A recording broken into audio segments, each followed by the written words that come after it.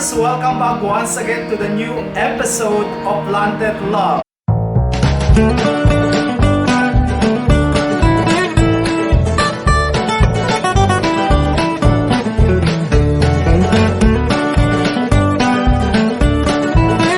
And today I want to share you how to fix a broken heart of our Monstera Deliciosa.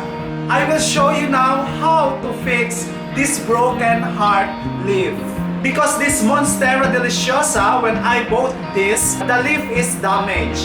And also, when we shifted our house last December, this leaf has been damaged because it was stuck in my car. So let's begin. Now I'll show you how to fix these wounded leaves.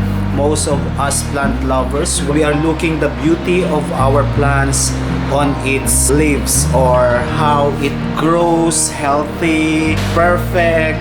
I will fix this by the use of a tape, scissors, and cardboard.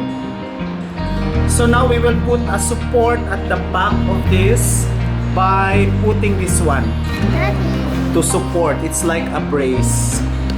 Just cut a piece of cardboard and tape it at the back so at least when you use this as an ornament or you will display it inside your room or even in your garden, it will show you perfect leaf. Rather than to cut the leaves, so make this way. It helps.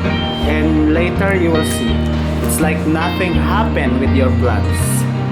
Actually, it will be forever there until the leaf is still alive. So we are just doing a new alternative to preserve the beauty of this plant. So, see now. It is now ready for your room. But just clean with a damp cloth with this dust. Don't use any spray to make this shiny because what will happen, the leaf will become rotten like this.